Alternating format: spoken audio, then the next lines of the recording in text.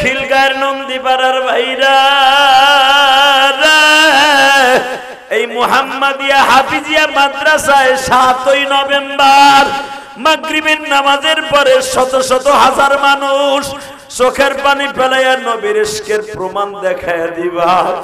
নবীজি যদি আপনারে আমরা পাইতাম, জীবন দিয়ে ভালোবাসতাম। হযরত আবু বকর ওমরের বাড়িতে যায় বলে, ওমর রে, অন্তত তোরে সবাই ভয় পায়, আবি আক্কাস ভয় পায়া হয়তো একটু থাইমা যাবে। হযরত ওমর তরবারি দুইটা দুই হাতে লইয়া আবি আক্কাসের বাড়িতে যায় বলে, এই তরবারি আমি তোর পার কাছে রাখলাম, আমার তরবারি পৃথিবীতে কোনোদিন কারো পার কাছে রাখি নাই। এমনকি আমি ওমর জীবনের তরবারি পার কাছে রাখা মানে কাপুরুষের বর্ণনা দেয়া। আমি ওমর একবারে কাপুরুষ হইয়া ছোট বাচ্চার মতো তোর কাছে মাপ চাই। তুই জানোস না রে আবি আক্কাস, নবীর মাথা কাটার জন্য গেছিলাম আমি সকাল 11টায়, 11:30টায় আমার নিজের মাথা দিয়া তরবারি নবীর কদমে রাইখা সেদিন থেকে ওয়াদা করছিলাম যে এই তরবারি আপনার পায়ের উপরে রাখছি, এই তরবারি যদি কেউ আপনার ঘাড়ে উঠাইতে চায়, ওর ঘাড় দুনিয়ায় তার বডির সাথে থাকতে পারে না। এ কলিজার টুকরা ভাইরা, আমার মাওলারে চোখের পানি দিয়ে দেখায়া দাও। আবি আক্কাস বলে, ওমর রে, তুমি মক্কার ছেলে, আমি মদিনার ছেলে। বাজান আবু বকর রাতের অন্ধকারে 11টার পরে আবি আক্কাসের বাড়িতে গেছে। আবি আক্কাসের বিবি বলে, স্বামী বাসায় নাই, মসজিদে গেছে। আবু বকর আস্তে করে উস্তুনে আবিল্লাহ বাবার কাছে যাইয়া দেখে বাবা মদিনার মধ্যে মসজিদ নববীর ভিতরে 8টা খুঁটি আছে, বাবার দোয়া কবুল হওয়ার মতো। উস্তুনে আবিল্লাহ বাবার পিছনে বইয়া তাসবিহ পড়তেছে আবি আক্কাস। আবু বকর আস্তে করে যায় বলে, আবি আক্কাস রে, এই দেখ আমি শীতের মৌসুম, চাদরটা খুলে দিছি, জামাটাও খুলে দিছি, গেঞ্জিটাও খুলছি,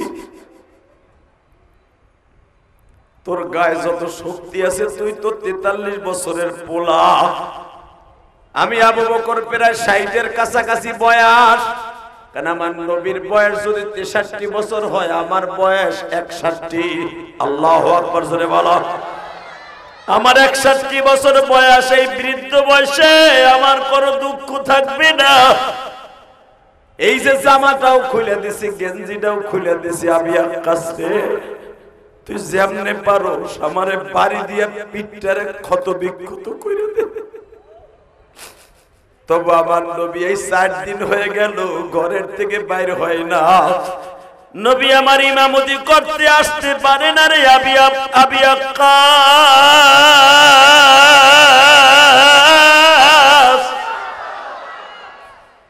আমার এতিম নবীর গায়ে জীবনে একটা মশা মাছি পড়ে নাই, যদিও মশা মাছি পড়তো সুমা দিয়া চলিয়ে যাইতো। আবি আক্কাস রে, তোর পাও দুইটা ধরছি, তুই আমার শত শত সাহাবীদের মধ্যে চাবুক মার, আমার এতিম নবীর গায়ে চাবুক মারিস না। আবি আক্কাস বারবার বলে, সুযোগ চিরদিন আসে না, একবারই আসে, এই সুযোগ হাতছাড়া করতে রাজি না। আবু বকর বলে, তাইলে কি তুই মুনাফিক হয়ে গেছস? আমি মুনাফিক হইছি না মুমিন হইছি দেখা যাবে আগামী কালকে ইশারের পরে। আল্লাহু আকবার, জোরে বলতে থাকা। এবার কলিজার টুকরা খিলগাঁয়ের বাইরে, আমি জানি যারা আশিকে রাসূল তাদের চেহারার মধ্যে এখন কালো বর্ণ হয়ে যাবে। আমার নবীর কথা শুনে চোখের মধ্যে পানি জমে যাবে। বাজান এখন চোখের পানি ফেলবেন। আলী বললেন, তোর যত মনে চায়। আমার হাসান হুসাইন রে তোমার সামনে প্রেজেন্ট করলাম, যতগুলা বাড়ি মন চাই দিয়ে দাও। আবি আক্কাস বলতেছে, অন্যায় তো আর দুধের বাচ্চা হাসান হুসাইন করে নাই, তোমার ছেলে মোহসেন করে নাই, তোমার মেয়ে জাইনাবও করে নাই, অন্যায় করছে তোমার শ্বশুর মুহাম্মদ, বিচার হবে তার। ও আমার নন্দীপাড়ার ভাইরা, এখন চোখের পানি ফেলায় কাঁদবা। সমস্ত সাহাবীরা বাবা একবারে স্তব্ধ হয়ে গেল। পুরো মদিনার মধ্যে পাগলের সুরাত হয়ে গেল। ফাতেমা বারবার চিল্লায় আর আলীকে বলে, তুমি একটু যাইয়া বুঝাইয়া কও, সে যেন কখনোই আমার অসুস্থ বাবার পিঠের মধ্যে বাড়ি না দেয়, আমি ফাতেমা কিন্তু স্ট্রোক করে মারা যাব। বাজান রে, আবি আক্কাস কারো কথা শুনে না। আবি আক্কাস ইশার পর্যন্ত অপেক্ষা করতেছে। এমনকি আবি আক্কাসের বড় ছেলে বাবা দাঁড়ায় বলে, আব্বা তুমি যদি নবীর গায়ে বাড়ি মারো আমি কিন্তু তোমায় বাবা বলে পরিচয় দিব না। আবি আক্কাসের বিবি বলে, তুমি যদি কোনোদিন নবীর দিকে বাড়ি দেয়া তো দূরের কথা, চোখ তুলে তাকাও, আমি কিন্তু তোমার ঘর করব না। তুমি নবীরে বাড়ি দিয়ে কিন্তু ঠিক থাকতে পারবা না, নবীর গায়ে আঘাত করে তুমি ঠিক থাকতে পারবা না। ও আমার আশিকে রাসূল ভাইরা, এবার একটু প্রমাণ করে দেখিয়ে দাও না। আবি আক্কাস বলে, সুযোগ সব সময় আসে না, বউ কথা কবি না, থাকবি কি যাবি জানি না। আবি আক্কাস মাগরিবের নামাজ পড়ছে বাবা, আসরের নামাজ পড়ছে। বিশ্ব নবীর অসুস্থ শরীর লইয়া জল চৌকির উপরে বসছে। সাহাবীরা একজন আর একজনের দিকে কানা ঘোষা করে, তলে কেউ মুনাফিকদের কাছ থেকে টাকা খাইয়া নবীর অপমান করতে চায়। ওমর তরবারি ফিট করে ফেলছে, যদি একবার আঘাত করে আবি আক্কাসরে মসজিদে নববীর বাইরে যাইতে দিব না, আরে দুই টুকরা করে ফেলবো, তোরা চাইয়ে দেখবি। বাজানলে সাহাবীরা একজন আর একদিকের দিকে পাগলের মতো হয়ে গেছে। আমার নবীর জামাটা উঠাইছে। আবি আক্কাস নবীর জামাটা উঠানো দেখা চাবুকটারে ফেলে দিয়া নবীর মাজাটা শক্ত করে ধরিয়া বুকের মধ্যে চাইপা ধরে বলে, নবী গো, আপনি কেমনে ভাবলেন এই রহমতের গায়ের মধ্যে আমি কেমনে একটা চাবুকের বাড়ি দেই? নবী যারে দেইখা বাবার কোটিপতি সম্পদ ছেড়ে দিয়ে আসছি গো নবী।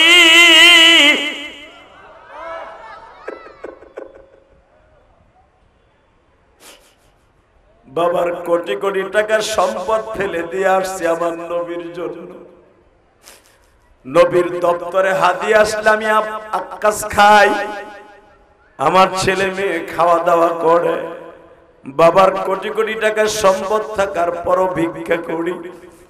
নবী গো, বনে কাঠ কাইটে তারপরে কামলা দিয়ে খাই গো নবী। নবী আপনার কাছে হাত পাতি, সাহাবীদের কাছে হাত পাতি গো নবী, আল্লাহর কাছে হাত পাতি। আপনি যাকাতের মাল আসলে, হাদিয়ার মাল আসলে আমার নবী বাইতুল মালের থেকে দেয়। বাবার কোটি টাকা থাকার পরও কোনোদিন বাবার কাছে গেলাম না। আপনি কেমনে ভাবলেন গো নবী?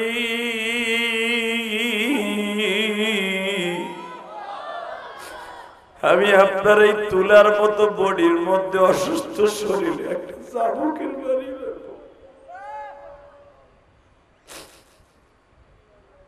বাজান রে, আমি আক্কাস নবীর মোহরে নবুয়াতের ভিতরে বাবা ঠোঁট লাগায় দিছে, সিংহার মতো চারতাছে জিহ্বা দিয়ে। নবী আমার বলে, আমি আক্কাস রে, তুই আমার মোহরে নবুয়াত দেখার জন্য কি কায়দা করছো?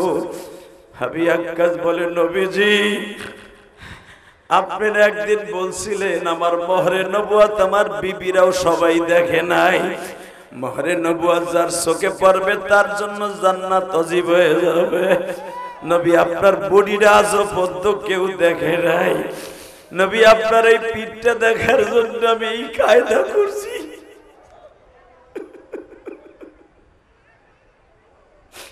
আল্লাহ দেখো, আমার নবীর কথা শুনে যাদের চোখে পানি আসছে, আমি জানি না এদের মধ্যে কার যেন জনম দুঃখিনী মা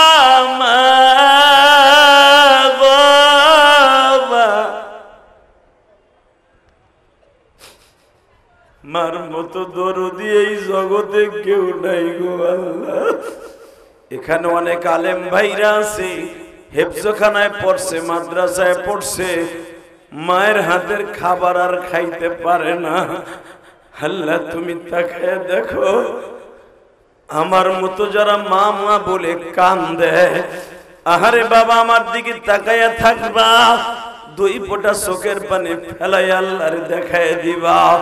আবি আক্কাস যদি আমার নবীর মোহরে নবুয়াতে চুমা দিয়া যদি বাবা চির জান্নাতি হয়ে যাইতে পারে, আবি আক্কাসের কথা শুনে যদি তোমার চোখে পানি আসে, হযরত ওমর দৌড়ে আসিয়া আবি আক্কাসকে বলে, আবি আক্কাস রে, তোর মতো কায়দা তো জীবনে আমিও করতে পারি নাই রে। ও আমার নন্দী পাড়ার ভাইরা, খিলগাঁয়ের ভাইরা, আমি দেখতেছি মাগরিবের নামাজের পরে আজকে 7ই নভেম্বর, জুমার দিন শেষ হয়ে মাগরিবের পরে অনেকের চোখে পানি, অনেকের চোখের পানি মুস্তাছেন বাবা। জীবনে কার দোয়া কখন কবুল হয়ে যাবে মওলা ছাড়া কেউ জানে না। আমি আপনাদের দুইটা পায়ে হাত দিয়ে বলি, এই দুনিয়া থাকার জায়গা না গো বাবা। গত পরশুদিন একটা ছেলে আমার কাছে আসছে, হুজুর আপনি ওয়াজ শুনে আমার মা প্রতিদিন রাত্রে ঘুমাইতো, হুজুর আমার মা আজকে দুনিয়ার থেকে বিদায় নিয়ে চলে গেছে। হুজুর আমার মায়ের জানাজা ও যোহরের নামাজের পরে, হুজুর আপনি তো মায়ের পাগল বক্তা। হুজুর আজকে আমি 16 বছরের যুবক, কলেজে পড়ি। হুজুর আমি মেট্রিক পরীক্ষা যখন দিব, আমার মা আমার পড়ার টেবিলের পিছনে দাঁড়ায় দাঁড়ায় সারা রাত ডিউটি পালন করছিল। হুজুর আমার বড় ভাইরা একজন ইটালি থাকে আর একজন জার্মান থাকে। হুজুর আমি ছোট, সবে মাত্র মেট্রিক পাস করিয়া কলেজে ভর্তি হয়েছি। হুজুর হুজুর আমার মা আমারে ছাইরা চইলা গেল, আমি কেমনে লেখাপড়া করবো? হুজুর আপনি আমার মায়ের জন্য দোয়া করেন।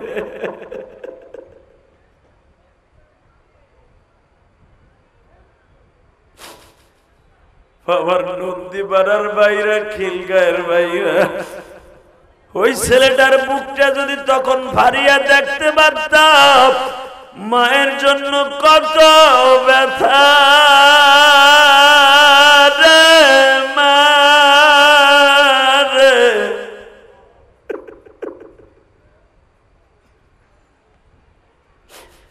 ছেলেটা আমারে বারবার বলে, হুজুর আমি আপনার ভক্ত, আমার মাও আপনার ভক্ত। হুজুর আমার আব্বা মারা গেছে করোনার ভিতরে, আমার মা আজকে হারায় ফেললাম। আমি বললাম মায়ের ঋণ শোধ করতে পারবা না, পৃথিবী লেখা দিলাও, তবে একটা কথা তোমারে বলে দিয়ে যাই, মায়ের জন্য এইভাবে চিল্লা পাল্লা কান্নাকাটি না করে বেশি বেশি করে দান করো। ইন্নাল্লাহা ওয়া মালাইকাতাহু ইউসাল্লুনা আলান নবী ইয়া আইয়ুহাল্লাযীনা আমানু সাল্লু আলাইহি ওয়া সাল্লিমু তাসলিমা। اللهم صل على محمد وعلى آل محمد كما صليت على إبراهيم وعلى آل إبراهيم إنك حميد مجيد। নামাজ পড়লে কে খুশি হয়? আল্লাহ নাম আসতে নিয়ে না, জোরে বলেন কে? এই স্পিকার আমার দিকে একটা ঘুরাও, টনবাজ বাড়াও, মাস্টার বাড়াও, একসাথে বলতে হবে সর্বময় ক্ষমতার মালিককে। এখানে আসার তৌফিক কে দিছেন? যেইবার তৌফিক কে দিবেন ওই আল্লাহর প্রশংসা বলেন তো দেখি আলহামদুলিল্লাহ। যতদিন বাঁচবো কার কথা বলবো, কার গুণগান গাইব, কার প্রশংসা করব? এই যে যারা দাঁড়ায় আছেন, চাচা দিকে আহেন, জানাজায় খারাইছেন এদিকে আহেন, হাত পেটের উপরে দিয়ে বেড়া নামাজে খারাইছে। দোকানগুলা ব্রিজের উপর থেকে আপাতত বন্ধ করে দেন, মোবাইলটা আপাতত আওয়াজটা বন্ধ করে রাখেন। বাজান ইলিয়াসুর রহমান জিহাদি প্রতিদিন আপনাদের এলাকায় আসবে না, কথা বাস্তব না বাস্তব? ইচ্ছা করলেই আপনি আমাকে আনতে পারবেন না, আর ইচ্ছা করলেই আমি আসতে পারবো না। যদি মওলাই কারীম হুকুম করে তাহলে আসতে পারবো। কথা ঠিক না? আল্লাহ। তবে মাগরিবের নামাজের পরে যারা বসে পড়েছেন এই মানুষগুলো জান্নাতে মানুষ, বলেন তো আল্লাহু আকবার। শুধু আপনারা আমার সাথে কথা বলবেন, আমিও আপনাদের সাথে কিছু কথা বলবো কোরআন ও হাদিস থেকে। আমরা হলাম মুসলমান। এই মুসলমান আজ আছে কাল নাই, বাহাদুরি করে কোনো লাভ নাই। কথা ঠিক না? এই দুনিয়ায় যারাই বাহাদুরি করছে ওরাই মরছে। এই দুনিয়ায় যারা আল্লাহর সাথে লড়ছে ওরাই মরছে। যেরকম ভাবে এই দুনিয়ায় যারা টাকার গরম, পয়সার গরম, ক্ষমতার গরম যারা দেখাইছে ওরা বেশি দিন টিকে থাকতে পারে নাই। এই নন্দীগ্রামে দেখবেন, নন্দীপাড়ায় বিগত সরকারের আমলে দেখবেন যারা বেশি ফুটুক ফুটুক করছে আজকে তার একটাও ঘরের মধ্যে নাই। আল্লাহ, ঘরে তো নাই, বরঞ্চ আবার কবে আসবে তার কোনো ঠিক ঠিকানাও নাই। চুপচাপ করে বয়ে রয়েছে, মন খারাপ নেই। বললো কে গ্যাঞ্জাম হয়েছে জুমার আগে? হইছে হইছে, এখন ভালো করে বলেন তো দেখি আলহামদুলিল্লাহ।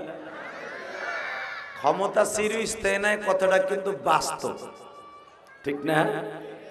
এই দুনিয়ায় ক্ষমতায় যারা দেখাইতে গেছে ওরাই দুনিয়ার থেকে লাত্তি উষ্টা খাইয়া মরছে। এই যে আমার মাথায় যে চুল দেখতেছেন, এই চুলটা আমি উমরার থেকে কাইটে আসছি। এখনো বাংলাদেশে আসার পরে কেসিও লাগাই নাই, বেলেটও লাগাই নাই।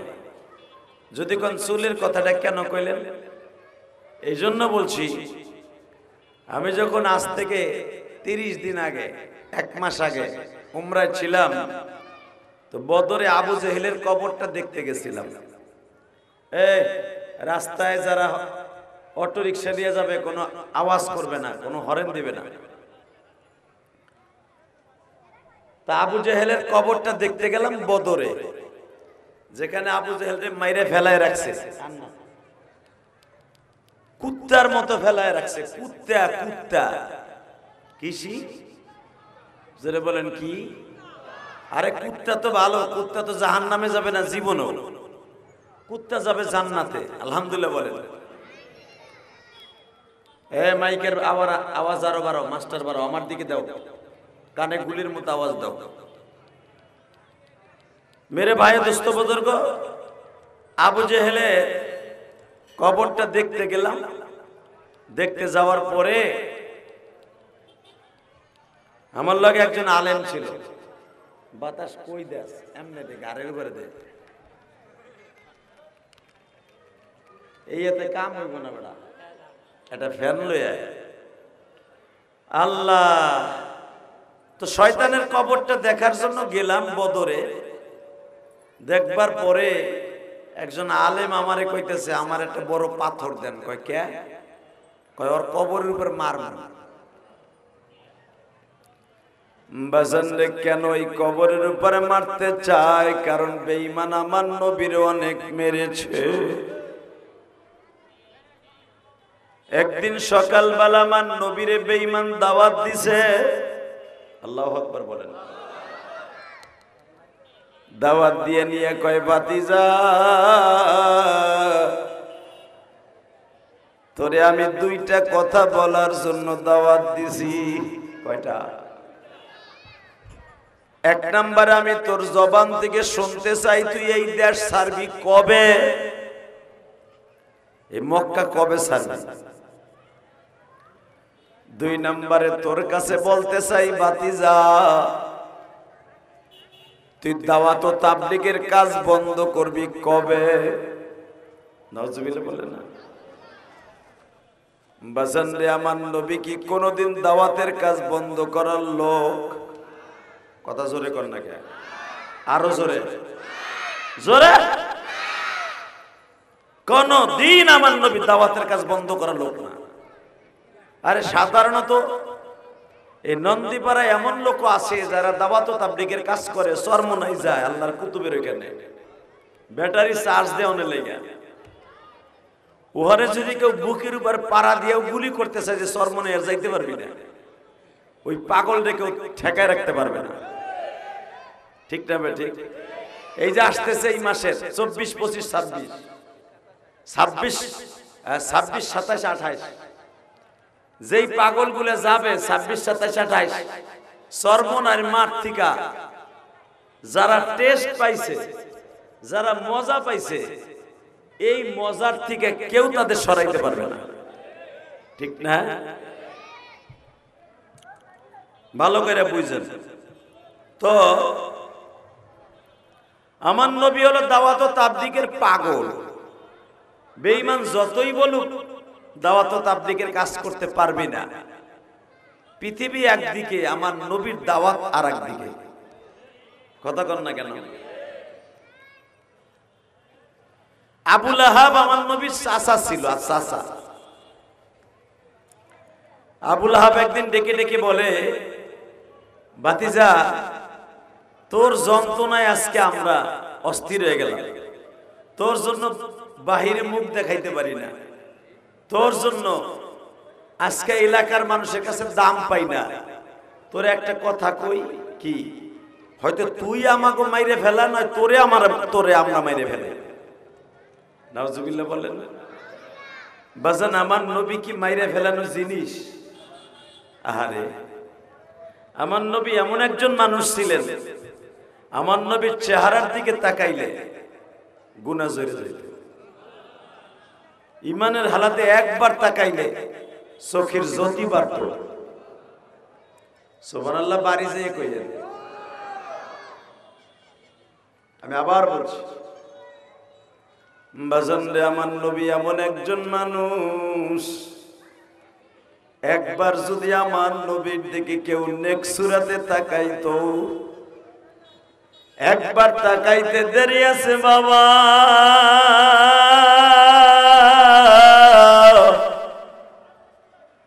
তার জীবনের সব গুনাহ মাফ হইতে দেরি হইতো না। আমার নবীর চেহারার মধ্যে এমন একটা ভিটামিন ছিল বাজার, এমন একটা ভিটামিন ছিল, নবীর চেহারার দিকে তাকাইলে ক্ষুধা নিবারণ হয়ে যাইত। তার জ্বলন্ত প্রমাণ আমি আপনাদের সামনে দিয়ে যাই।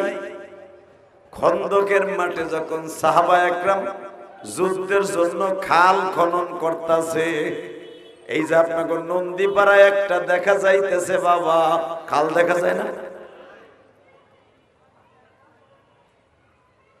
প্রায় আধা কিলোমিটার লম্বা একটা খাল, আর এই দিকে হলো বাবা 130 ফিট চওড়া একটা খাল, গভীর হইতেছে 21 ফিট। বিশাল বড় একটা গর্ত খনন করতেছে আমার নবী, যেন এই খালকে ওভারটেক করে আবু সুফিয়ানের বাহিনী মদিনার পরে আক্রমণ করতে না পারে। সুবহানাল্লাহ কইলেন না? তাহলে বোঝা গেল আমার নবী যুদ্ধের দিক দিয়ে সারা পৃথিবীতে যত সেনা প্রধান আছে, যারা যুদ্ধের কোয়ালিটি সম্পন্ন একজন সেনা প্রধান, তাদের মধ্যে আমার নবী সর্বোচ্চ, সর্বোত্তম। ঠিক না বেটি? খাল খনন করলে বেঈমান গুলো ওই পার থেকে এইবার আসতে পারবে না। এইটা আপনি কি মনে করলেন? এই বুদ্ধিটা কই থেকে পাইলাম?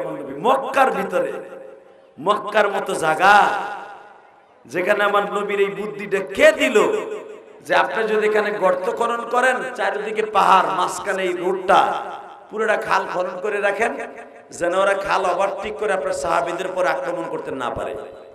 সুবহানাল্লাহ। খাল খনন করতে গিয়ে 15 দিন সময় লাগলো। কয়দিন? জোরে কর। 15 দিন সময় লেগে গেল আমার নবীর।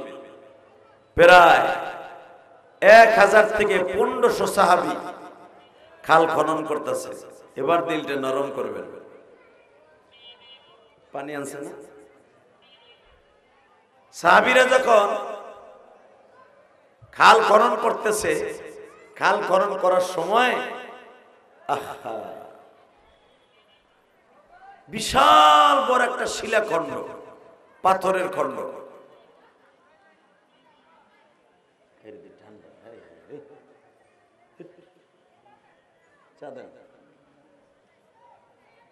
এটা আসলে পাগল, ও আমার দুশ্মন, যে ঠান্ডা পানি গেছে।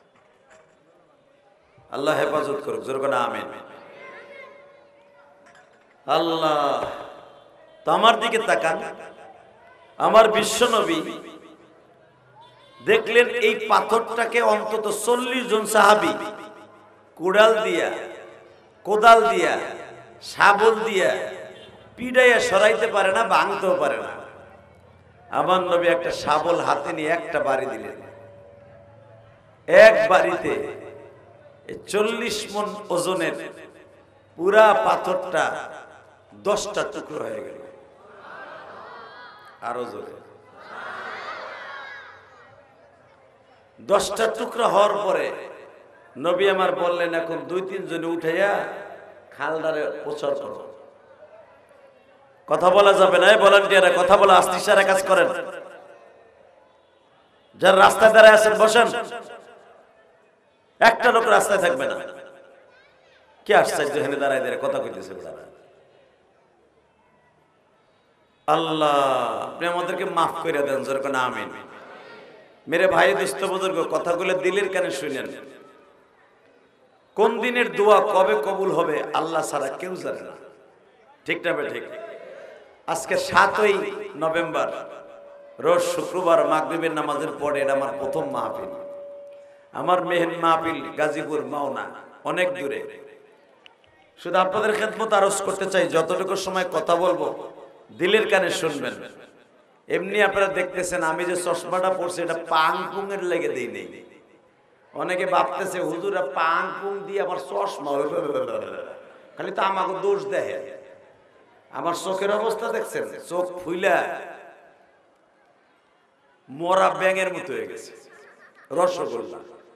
এই 15 দিন ধরে চোখের যন্ত্রণায় ঠিক মতো ঘুমাইতে পারি না, কথা বলতে পারি না। এই যে কথা বলতেছি চোখের মধ্যে মনে হয় বিশাল বড় পাথরের খণ্ড দিয়ে কোবাইতেছে।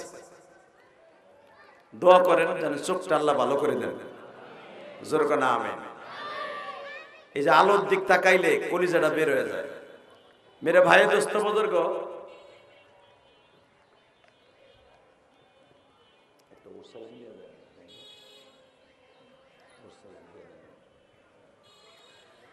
আল্লাহ ইসলাম এত সহজে আসে নাই বাজার।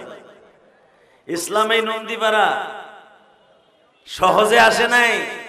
এই ঢাকা নন্দীপাড়া ঐতিহ্যবাহী একটা জায়গা, ইসলাম এত সহজে আসে নাই। ইসলাম অনেক কষ্টে আইছে, কথা ঠিক না বেঠিক? আল্লাহু আকবার জোরে বলেন তো। আমার নবীরে দেখলে অনেক মানুষ আসছিল পাগল হয়ে যাইত।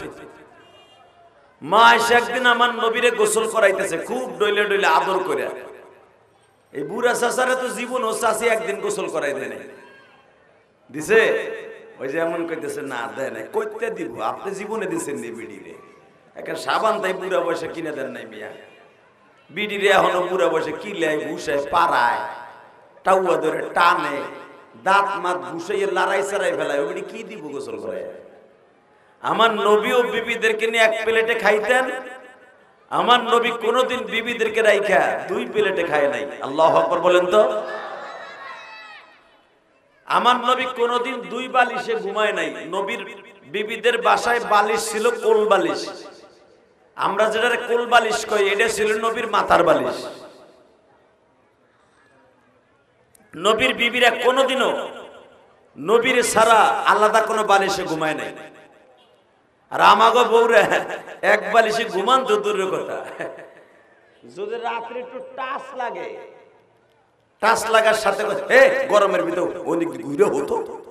আর যদি স্বামী বিড়ি খুর হয়, কইতে বাদ দয় মুখ ওদিক ঘুরেও ভাষায় দেখবি। কথা কর না কে? হ্যাঁ, আর আমার নবী এমন একজন মানুষ ছিলেন, আমার নবীর সাথে মেশকম্বারে ঘেরান আসতেন। নবীর বিবিরা তাকায় থাকতেন, আমার নবী কখনো এর মধ্যে ঢেকুর দেয়, এবারে এবারে পেন্টু এ ওরে ধরে চাতা দেন তো, কই যাস ওর পোটলার নেশায় ধরছে, ও কেড়ে দিকে আছে কথা কর নাকি, পোটলার নেশায় যেগুলো ধরে গেলে হুজুর আর খাজুর এর দেখেন, নবী ওখানে ওয়াজ করলো দৌড় মারবার কথা কর নাকি। কেউ ওঠার চেষ্টা করবেন না, সময় কিন্তু কম। শুধু আপনাদের খেদমতে আমার নবী সম্পর্কে একটু বুঝাই, থিংস দিয়ে যাই। যদি নবীর সুরাতে কেউ জীবনে একটা দিন গঠন করতে পারেন, আল্লাহর কসম নবীর গাড়িতে জান্নাতে যাবেন। নবীর কথা শুনে যদি কেউ সুবহানাল্লাহ জোরে বলেন, আপনার আমল নামায় এই সারা দুনিয়ার মধ্যে যত জায়গা আছে নেকের দ্বারা ভরপুর হয়ে যাবে। কলিজার টুকরা যুবক ভাইরা, জীবনে তো কত সময় নষ্ট করলা, মোবাইলের পিছনে, সেরির পিছনে, মদের পিছনে, পোটলার পিছনে, সব সময়টা এক জায়গায় করে এক পালায় দাও, আর এই মাদ্রাসার মাহফিলে মাত্র একটা ঘন্টা এক পালায় দাও। এই একটা ঘন্টার শূন্যস্থান কোনোদিন পুরো হইব না। অতএব আমার দিকে তাকাও, এই মদিনাতুল মুহাম্মাদিয়া মাদ্রাসা এই এতিমখানার ঐতিহ্যবাহী আপনাদের উত্তর নন্দীপাড়া রসুলবাগ মসজিদ সংলগ্ন এই খিলগায়ের ঐতিহ্যবাহী একটা জায়গা। এখানে আমি এইবার দিয়ে মনে 4 বার আইলাম, আলহামদুলিল্লাহ বলেন। আল্লাহ, এই মাঠটা খুব বরকতপূর্ণ মাঠ।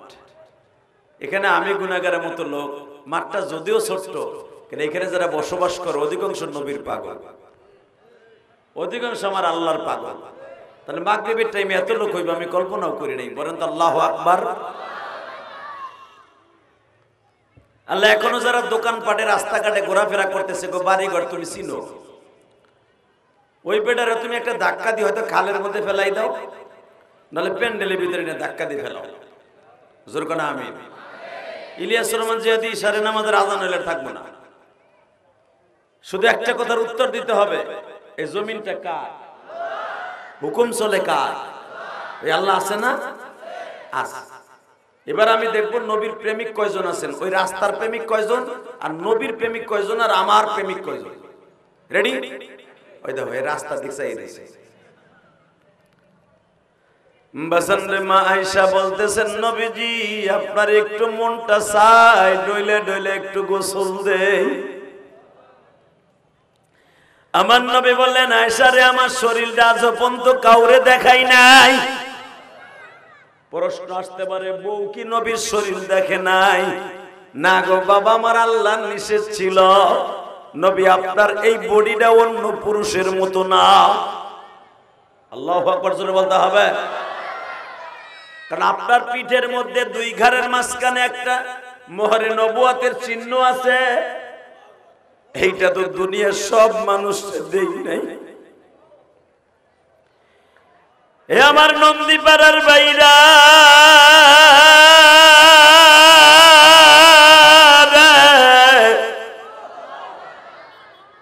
নবীর মোহরে নবুয়াত যারা জীবনে একবার দেখছে, লোকটা পাগল হইয়া জান্নাতে গেছে। তার জ্বলন্ত প্রমাণ আমি আপনারে দেখাইয়া দেই। নবীর ইন্তেকালের মাত্র 13 দিন আগে, কয়দিন? জোরে কোন, আরো জোরে, জোরসে বলো, কয়দিন? এই স্টেজ যারা বসেন কথা কোন চাচা, নবীর কথা জিগাইছি, শেখ হাসিনা খালেদার কথা জিগাই নাই। কয়দিন? কয়দিন? নবী আমার দুনিয়া তিম বানাই, উম্মত রে তিম বানাইয়া 13 দিন পরে চলে যাইব। নবী যে উহুদের মাঠে দাঁত 2টা ভাঙছিল, ওই দাঁতের ব্যথা উঠে গেছে নবীর মাথায়।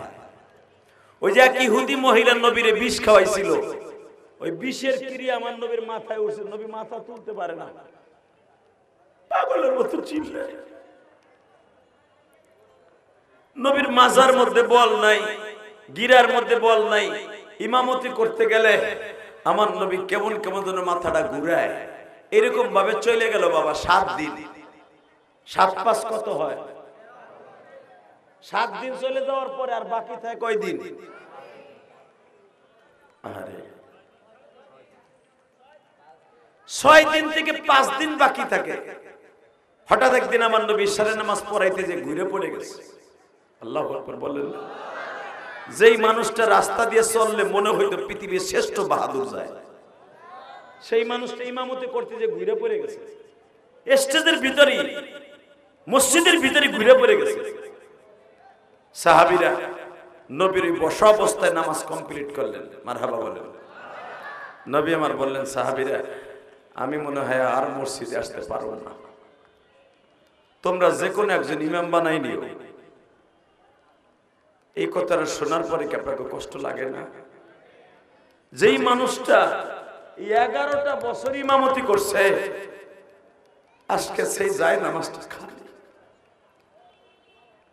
আপনার আমার কাছে তো নবীর প্রেম নাই, সাহাবীদের কাছে এমন প্রেম ছিল, নবীর যায় নামাজের দিক তাকাইলে পাগল হয়ে যাইত। বাজান রে, এবার দিলটা নরম করে দেখেন এক ফোঁটা পানি আসে কিনা। আমার বিশ্ব নবীর যায় নামাজটা বাবা আবু বকরের জন্য খাস হয়ে গেল। নবী যেই মুসাল্লায় নামাজ পড়াইতেন, মুসাল্লাটা সাইড করে রাইখা দিয়া আবু বকর নতুন একটা খেজুরের পাটি বাবা বিছাইয়া নামাজ পড়ায়। এ আমার কলিজার টুকরা খিলগা নন্দীপাড়ার বাইরা, আজকে 7ই নভেম্বর 2025 মাগরিবের নামাজের পরে দিলটা নরম করে দেখায় দাও। নবীর আশেক যারা ছিল বাবা, নবী আজকে ইমামতি করতে পারবে না, বাসায় চলে যাবে। তাইতে যদি এত খারাপ লাগে, যারা নবীর পিছনে নামাজ পড়তো তাদের কেমন লাগতো? বাজান প্রায় 10,000 সাহাবী মসজিদে নববীর ভিতরে নবীর পিছনে নামাজ পড়তো।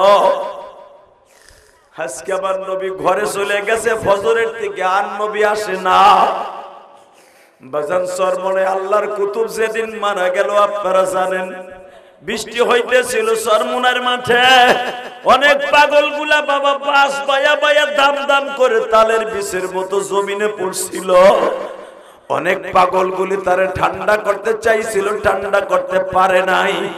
ঠিক হযরত ওমরের মতো বাহাদুর নবীর মৃত্যুর কথা শুনে পাগল হয়ে যায়। যে একবার বলবে আমার নবী মারা গেছে, তারে আমি মেরে ফেলবো। আল্লাহু আকবার জোরে বলতে পারলেন না? যে বলবি নবী মারা গেছে ওরে মেরে ফেলবো আমি, ওমর। তাহলে বুঝুন সাহাবীদের হাল কি অবস্থা হয়েছিল। তো এই বাচ্চাগুলো কথা বলে, এই এখন ভলান্টিয়ার এখানে দাঁড়াও তো ছোট ভাই। এই যে একজন হাত পিছর দিক দিয়ে চোরের মতো খাড়া গেছে, বেটা কিচ্ছু কয় না। আল্লাহ কবুল করুক, জোরে না আমিন। এই হুজুর একজন কারণ তো আল্লাহর ওলি, ওই ব্রিজেতে একজন খাড়া করান তালবে আলিম, যে কোনো হরেন দিবেন এখান থেকে অটো রিক্সা যাওয়ার সময়।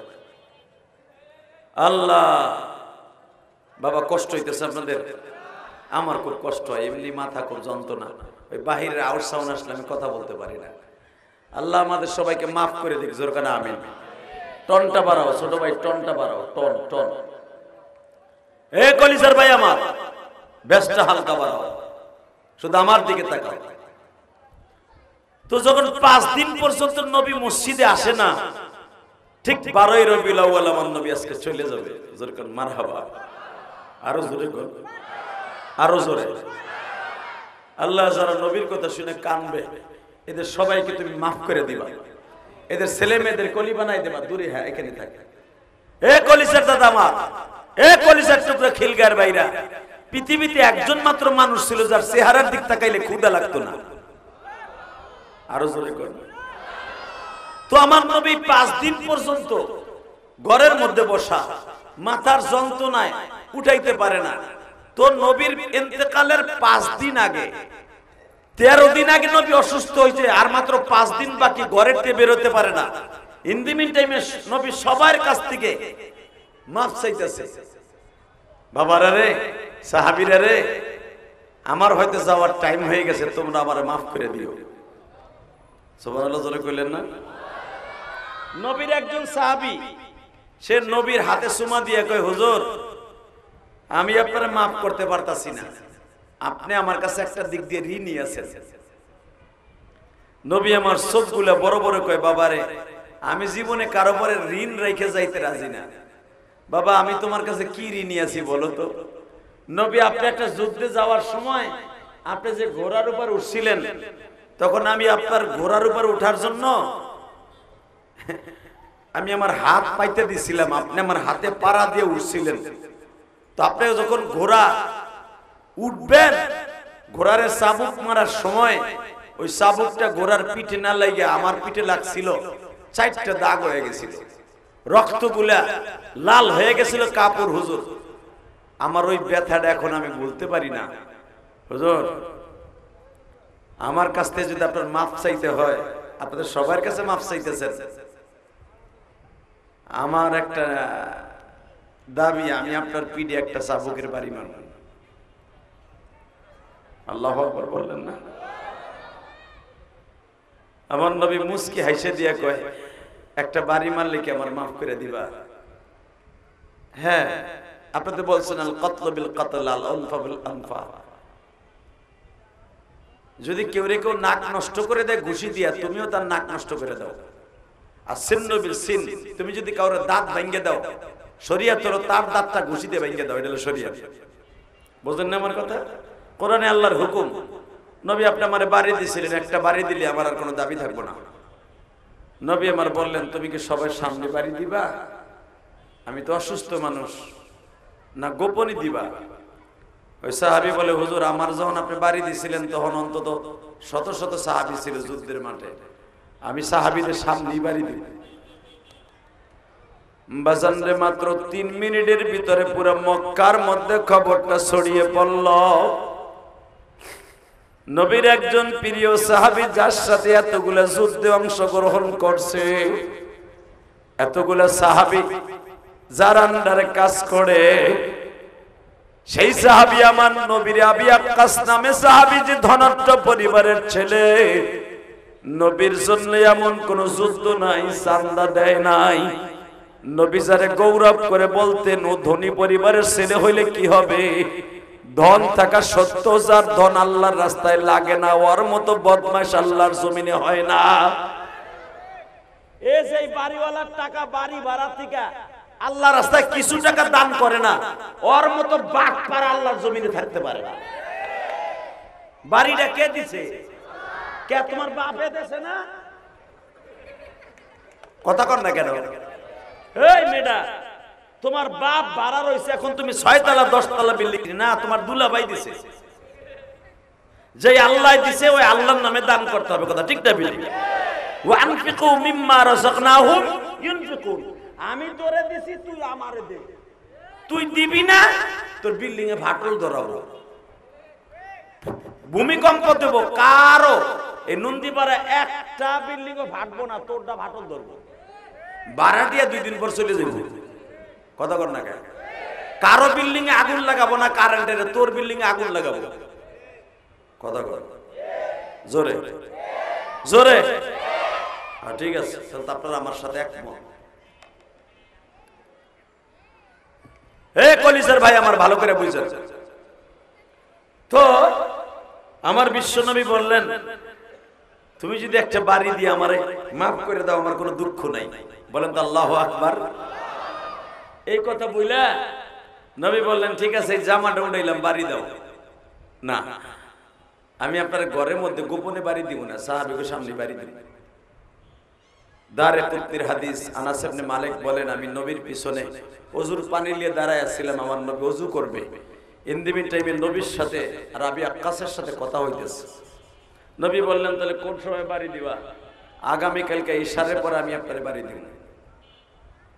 বাজানরে 3 মিনিটের ভিতরে পুরো মক্কার মধ্যে কথাটা ছড়িয়ে পড়ল।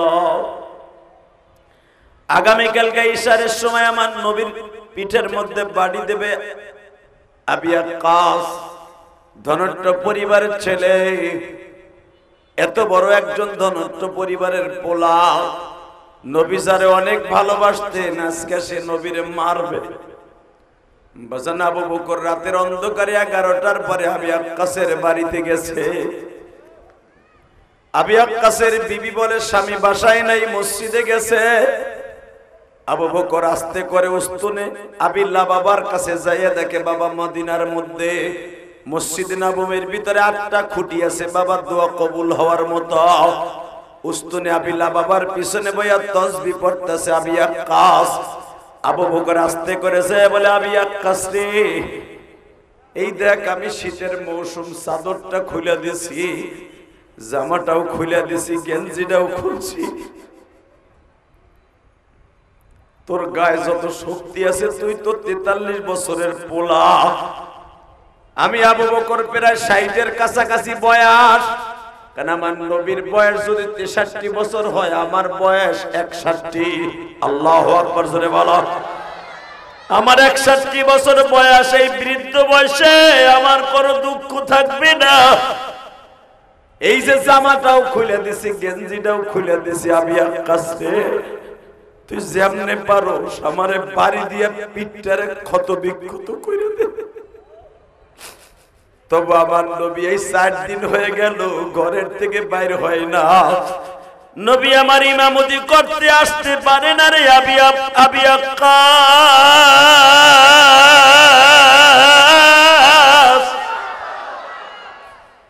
আমার এতিম নবীর গায়ে জীবনে একটা মশা মাছি পড়ে নাই, যদিও মশা মাছি পড়তো সুমা দিয়া চলিয়ে যাইতো। আবি আক্কাস রে, তোর পাও দুইটা ধরছি, তুই আমার শত শত সাহাবীদের মধ্যে চাবুক মার, আমার এতিম নবীর গায়ে চাবুক মারিস না। আবি আক্কাস বারবার বলে সুযোগ চিরদিন আসে না, একবারই আসে, এই সুযোগ হাতছাড়া করতে রাজি না। আবু বকর বলে তাইলে কি তুই মুনাফিক হয়ে গেছস? আমি মুনাফিক হইছি না মুমিন হইছি দেখা যাবে আগামী কালকে ইশারের পরে। আল্লাহু আকবার জোরে বলতে থাকা। এ খিলগাঁয়ের নন্দীপাড়ার ভাইরা, এই মুহাম্মাদিয়া হাফিজিয়া মাদ্রাসায় 7ই নভেম্বর মাগরিবের নামাজের পরে শত শত হাজার মানুষ চোখের পানি ফেলাইয়া নবীর ইশকের প্রমাণ দেখাইয়া দিবা। নবীজি যদি আপনারে আমরা পাইতাম, জীবন দিয়ে ভালোবাসতাম। হযরত আবু বকর ওমরের বাড়িতে যায় বলে, ওমর রে, অন্তত তোরে সবাই ভয় পায়, আবি আক্কাস ভয় পায়া হয়তো একটু থাইমা যাবে। হযরত ওমর তরবারি দুইটা দুই হাতে লইয়া আবি আক্কাসের বাড়িতে যায় বলে, এই তরবারি আমি তোর পার কাছে রাখলাম, আমার তরবারি পৃথিবীতে কোনোদিন কারো পার কাছে রাখি নাই। এমনকি আমি ওমর জীবনের তরবারি পার কাছে রাখা মানে কাপুরুষের বর্ণনা দেয়া। আমি ওমর একবারে কাপুরুষ হইয়া ছোট বাচ্চার মতো তোর কাছে মাপ চাই। তুই জানোস না রে আবি আক্কাস, নবীর মাথা কাটার জন্য গেছিলাম আমি সকাল 11টায়, 11:30টায় আমার নিজের মাথা দিয়া তরবারি নবীর কদমে রাইখা সেদিন থেকে ওয়াদা করছিলাম যে এই তরবারি আপনার পায়ের উপরে রাখছি, এই তরবারি যদি কেউ আপনার ঘাড়ে উঠাইতে চায়, ওর ঘাড় দুনিয়ায় তার বডির সাথে থাকতে পারে না। এ কলিজার টুকরা ভাইরা, আমার মাওলারে চোখের পানি দিয়ে দেখায়া দাও। আবি আক্কাস বলে, ওমর রে, তুমি মক্কার ছেলে, আমি মদিনার ছেলে, বাহাদুরি দেখাবো না, টুডু টুমুরু, সুযোগ সব সময় আসে না। আল্লাহু আকবার জোরে বলেন। সুযোগ পাইছি, হাতছাড়া করুন না। হযরত ওমর বলেন, দেখ রে, এই তরবারি দিয়ে দরকার হয় আমার ঘাড়ার মধ্যে, পিঠের মধ্যে যে কয়টা আঘাত দরকার দে, অথবা আমার কল্লাটা নামায় দে, তবু আমার অসুস্থ নবীর পিঠের পর একটা বাড়ি দিস না।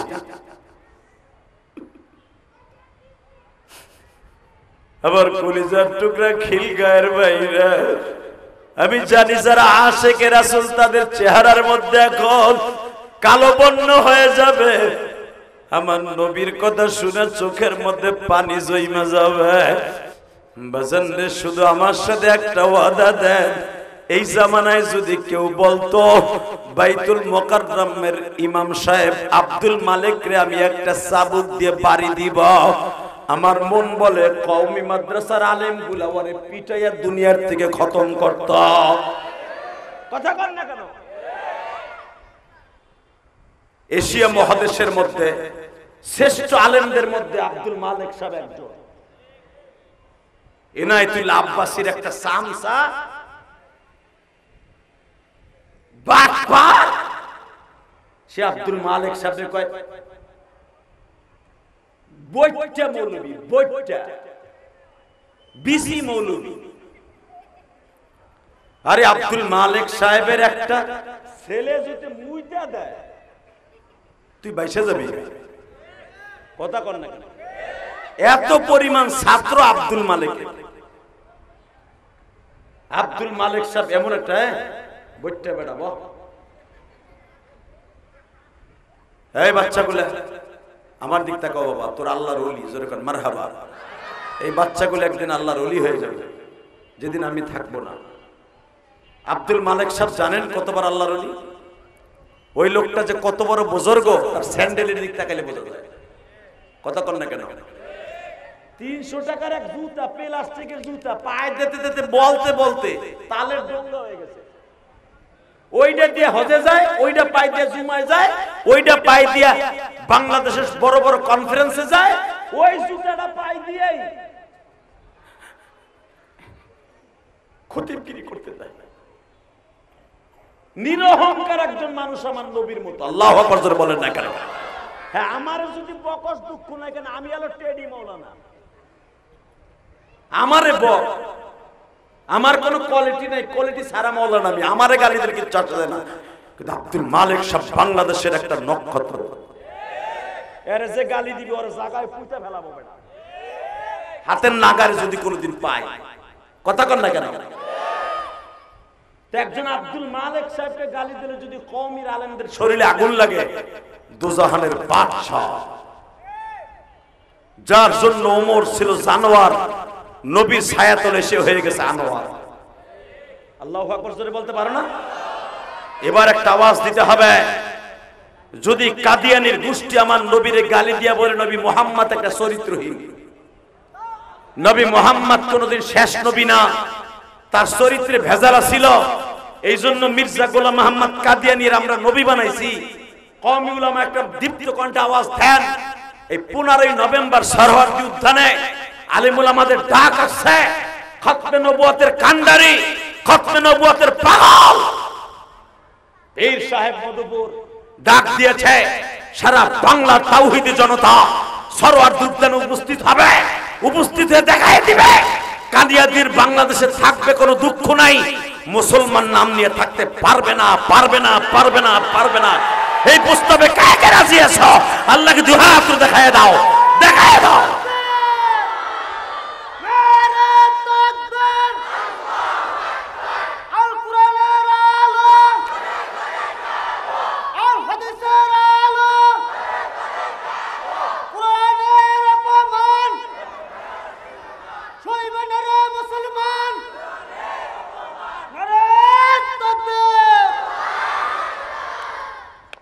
অনেক চাচা আছে বইয়া বইয়া চাষির চিন্তা করতেছে যে চিল্লা নিজে দিমু যদি মরিয়া জায়গায় বুড়ির অবস্থা কি হইব। এ বুড়া, এই তাকবীর দেয়া তোমার জন্য ফরজ ছিল। আল্লাহু আকবার জোরে বলো তো। কোরআনের অপমান, বিশ্ব নবীর অপমান সইবে না রে মুসলমান, এই শব্দটা বলা প্রত্যেকটা মুসলমানের জন্য ফরজ বেড়া। কাদিয়ানীদের মুসলমান ঘোষণা দেয়া এটা বলা ফরজ। কাদিয়ানি কাদিয়ানি, হে উলামা কেন জোরে কাদিয়ানি কাদিয়ানি, লিল্লাহি তাকবীর। নামাজ রোজার চাইতে বেশি ফরজ এই শব্দটা বলা বেটা। কারণ নামাজ রোজা কবুল হওয়ার জন্য মেন শর্ত হলো বিশ্ব নবীর আখেরি নবী বলে মানা। কাদিয়ানীরাও নামাজ পড়ে, কাদিয়ানীরাও রোজা রাখে, তারাবি পড়ে, সব করে ওরা, ওরা হজও করে, কিন্তু ওরা কাফের কেন? বোঝা গেল ওরা নবীর মানে না। এই জন্য তুমি আর আমি মানি, এটা উচ্চারণ করতে হবে জবান দিয়া, ইকরার বিল লিসান। আল্লাহু আকবার জোরে বলতে হবে। খালি মনে মনে বিশ্বাস করে নবী শেষ নবী, এতে কাজ হবে না। ঈমানের শাখা হলো জবান দিয়েও স্বীকার করতে হবে বেটা। লিল্লাহে তাকবীর। আর শুন নাই লিল্লাহে তাকবীর। কাদিয়ানি কাদিয়ানি কাফের কাফের। কাদিয়ানি কাদিয়ানি কাফের কাফের। ডাক্তার ইউনূসকে বলবো আপনারা শেখ হাসিনা খালেদা সুদখোর কয়। আমরা হুজুররাও কইছি, এখনো কই। সুদ আপনি খাইছেন, এখনো খাইতেছেন, কথা কন না কেন? গ্রামীণ ব্যাংক যতদিন বাংলাদেশে থাকবে আপনার সুদের খাতায় নাম থাকবে। সব উলামা একরাম বলতে হবে, কিন্তু আল্লাহ পাক আপনার ক্ষমতার মস্তদে বসিয়েছেন, আপনার কোনো ভোটের দরকার নাই। কথা বলে না কেন? আপনি নির্ভোটের প্রধান উপদেষ্টা। আপনি যে ইলেকশন করবেন, ইলেকশনের সিস্টেম নাই। আপনার ভোট কমে যাবে, কাদিয়ানীদেরকে কাফের ঘোষণা দিলে এটারও সমস্যা নাই। আপনার এগুলো লাগবেই না। আপনার যেটা লাগবে, শেখ হাসিনা খালেদার দলের যারা আছে, হুজুর দলের যারা আছে, জামাত ইসলাম আলাগো লাগবে, কাদিয়ানি গো ভোট এমপি হওয়ার লেগে। মনে রাখতে হবে আপনার তো ভোট লাগবে না। আপনি মরার আগে একটা কাম করে যান, আপনার এই সরকারের আমলে কাদিয়ানীদেরকে কাফের ঘোষণা দিয়ে যান। অন্তত আল্লাহ পাকের রসুলে আপনার গুনাহ মাফ করে দিতে পারে। কথা ঠিক না বেটে? তাকান এইদিকে, ওই আল্লাহ এখন আছে না নাই? আবি আক্কাসকে বলা হলো তোর পাও দুইটা ধরছি, আমি ওমরের কল্লা উড়াই দেই, করবি নবীর গায়ে একটা আঘাত করিস না। আবি আক্কাস বলতেছে সব সময় সুযোগ আসে না। ওমর চিন্তা করলো তোর যদি আমি কল দুই টুকরা বানা হেলাই, নবী শুনতে পাইলে কষ্ট পাবে, কারণ নবীর সাথে তার ওয়াদাবদ্ধ, আগামীকালকে পিটানি দিবে। অতএব আমি ওমর হয়তো না পারলেও নবীর কলিজার টুকরা জামাই আলীরে পাঠাই দিই। মারহাবা বলেন। আলী রে, হয়তো আমার মেজাজ গরম ছিল, কিছু বইলে ফেলছি উল্টা সিধা। আবি আক্কাস মনে হয় আমার কথায় কষ্ট পাইছে, তুই একটু যায় যা, তোর ছেলে মেয়ে দুইটা লয়ে যা, তুই তোর 500টা সন্তান লয়ে যা, দেখ একটু মায়া লাগে কিনা। আলীর তখন 5টা সন্তান। মারহাবা বলেন। ফাতেমার 5টা সন্তান। হযরত আলী 3টা সন্তানদের সাথে লইয়া আবি আক্কাসের বাড়িতে গেলেন। হাসান, হুসাইন, মোহসেন তিনজনকে লইয়া যখন আবি আক্কাসের বাড়িতে গেছে, ইন দি মিন টাইমে আবি আক্কাস দরজায় দেখেই বলতেছে, ভাইরে এটা কথা কই, আলী যে উদ্দেশ্য আসছো, সুযোগ সব সময় আসে না, সুযোগ সব সময় আসে না, তোমার সুযোগ কাজে লাগবে না। আমার সাথে নবী ঋণী আছে, আমি ওয়াদা করছি আগামীকালকে ইশারে পরে নবীর একটা চাবুক দিয়ে বাড়ি দিব। নাউজুবিল্লাহ বলেন না? বাজান রে, এখন চোখের পানি ফেলবেন। আলী বললেন তোর যত মনে চায়, আমার হাসান হুসাইন রে তোমার সামনে প্রেজেন্ট করলাম, যতগুলা বাড়ি মন চাই দিয়ে দাও। আবি আক্কাস বলতেছে অন্যায় তো আর দুধের বাচ্চা হাসান হুসাইন করে নাই, তোমার ছেলে মোহসেন করে নাই, তোমার মেয়ে জাইনাবও করে নাই, অন্যায় করছে তোমার শ্বশুর মুহাম্মদ, বিচার হবে তার। ও আমার নন্দীপাড়ার ভাইরা, এখন চোখের পানি ফেলায় কাঁদবা। সমস্ত সাহাবীরা বাবা একবারে স্তব্ধ হয়ে গেল। পুরো মদিনার মধ্যে পাগলের সুরাত হয়ে গেল। ফাতেমা বারবার চিল্লায় আর আলীকে বলে, তুমি একটু যাইয়া বুঝাইয়া কও, সে যেন কখনোই আমার অসুস্থ বাবার পিঠের মধ্যে বাড়ি না দেয়, আমি ফাতেমা কিন্তু স্ট্রোক করে মারা যাব। বাজান রে, আবি আক্কাস কারো কথা শুনে না। আবি আক্কাস ইশার পর্যন্ত অপেক্ষা করতেছে। এমনকি আবি আক্কাসের বড় ছেলে বাবা দাঁড়ায় বলে, আব্বা তুমি যদি নবীর গায়ে বাড়ি মারো, আমি কিন্তু তোমায় বাবা বলে পরিচয় দিব না। আবি আক্কাসের বিবি বলে, তুমি যদি কোনোদিন নবীর দিকে বাড়ি দেয়া তো দূরের কথা, চোখ তুলে তাকাও, আমি কিন্তু তোমার ঘর করব না। তুমি নবীরে বাড়ি দিয়ে কিন্তু ঠিক থাকতে পারবা না, নবীর গায়ে আঘাত করে তুমি ঠিক থাকতে পারবা না। ও আমার আশিকে রাসূল ভাইরা, এবার একটু প্রমাণ করে দেখিয়ে দাও না। আবি আক্কাস বলে, সুযোগ সব সময় আসে না, বউ কথা কবি না, থাকবি কি যাবি জানি না। তাহলে নবীরকে আঘাত করবা তুমি, যা বেটা কর, তারপরে তোরে বুঝাবো। আল্লাহু আকবার, জোরে কর।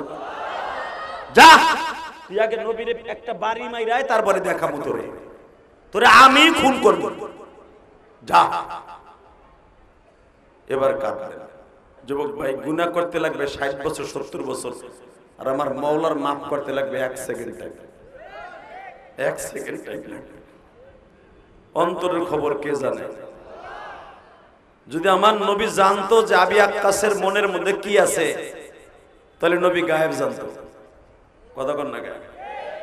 গায়েবের খবর কে জানে? আবি আক্কাসের মনে কি আছে কে জানে? এর দ্বারা বোঝা যায় নবী গায়েব জানতেন না। ভালো করে বুঝেন হাদিস। আবি আক্কাস মাগরিবের নামাজ পড়ছে, বাবা আসরের নামাজ পড়ছে, বিশ্ব নবীর অসুস্থ শরীর লইয়া জল চৌকির উপরে বসছে। সাহাবীরা একজন আর একজনের দিকে কানা ঘোষা করে, তলে কেউ মুনাফিকদের কাছ থেকে টাকা খাইয়া নবীর অপমান করতে চায়। ওমর তরবারি ফিট করে ফেলছে, যদি একবার আঘাত করে আবি আক্কাসে মসজিদে নববীর বাইরে যাইতে দিব না, আরে 2 টুকরা করে ফেলবো, তোরা চাই দেখবি। বাজানলে সাহাবীর একজন আর একদিকের দিকে পাগলের মতো হয়ে গেছে। আমার নবীর জামাটা উঠাইছে, আবি আক্কাস নবীর জামাটা উঠানো দেখা চাবুকটারে ফেলে দিয়া নবীর মাজাটা শক্ত করে ধরিয়া বুকের মধ্যে চাইপা ধরে বলে, নবী গো, আপনি কেমনে ভাবলেন এই রহমতের গায়ের মধ্যে আমি কেমনে একটা চাবুকের বাড়ি দেই? নবী যারে দেইখা বাবার কোটিপতি সম্পদ ছেড়ে দিয়ে আসছি গো নবী।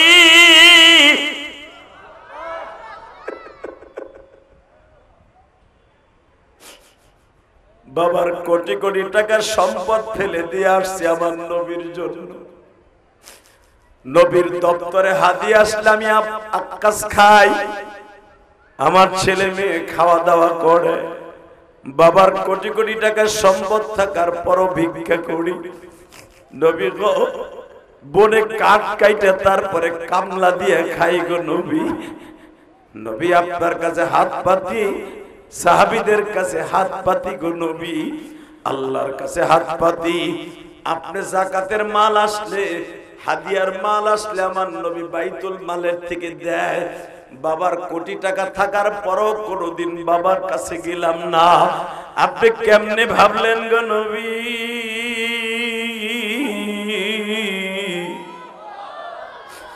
আমি আপনার এই তুলার মতো বডির মধ্যে অসুস্থ শরীরে একটা চাবুকের বাড়ি দেবো?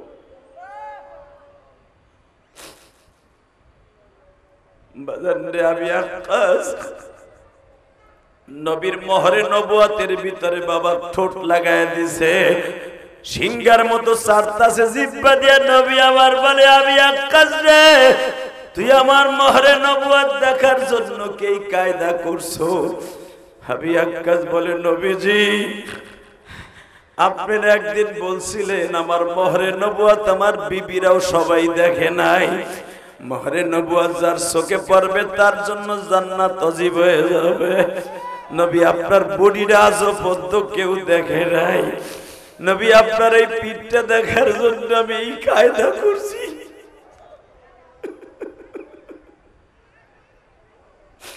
আল্লাহ দেখো, আমার নবীর কথা শুনে যাদের চোখে পানি আসছে, আমি জানি না এদের মধ্যে কার যেন জনম দুঃখিনী মা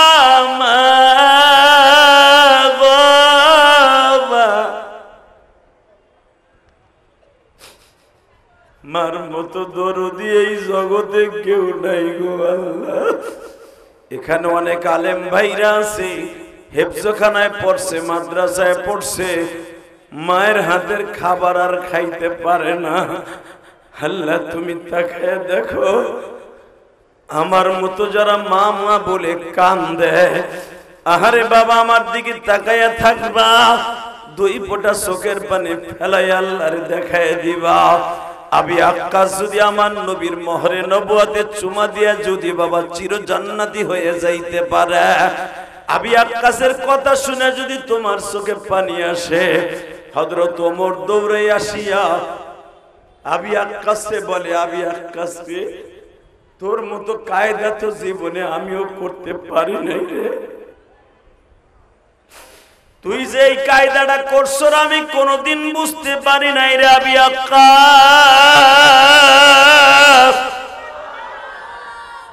বরঞ্চ আমি তোর সাথে বেয়াদবি করছি, তুই আমারে মাফ করে দিস।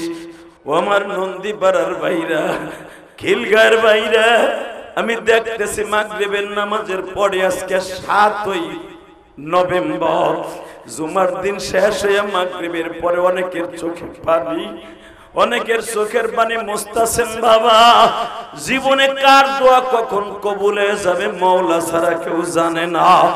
আমি আপনাদের দুইটা পায়ে হাত দিয়ে বলি, এই দুনিয়া থাকার জায়গা না গো বাবা। গত পরশুদিন একটা ছেলে আমার কাছে আসছে, হুজুর আপনি ওয়াজ শুনে আমার মা প্রতিদিন রাত্রে ঘুমাইতো, হুজুর আমার মা আজকে দুনিয়ার থেকে বিদায় নিয়ে চলে গেছে। হুজুর আমার মায়ের জানাজা ও জোহরের নামাজের পরে, হুজুর আপনি তো মায়ের পাগল বক্তা। হুজুর আজকে আমি 16 বছরের যুবক, কলেজে পড়ি।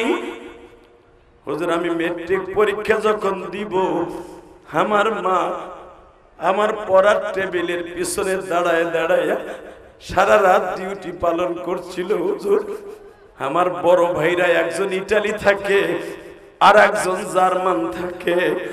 হুজুর আমি ছোট, সবে মাত্র মেট্রিক পাস করিয়া কলেজে ভর্তি হয়েছি। হুজুর হুজুর আমার মা আমারে ছাইরা চইলা গেল, আমি কেমনে লেখাপড়া করবো? হুজুর আপনি আমার মায়ের জন্য দোয়া করেন।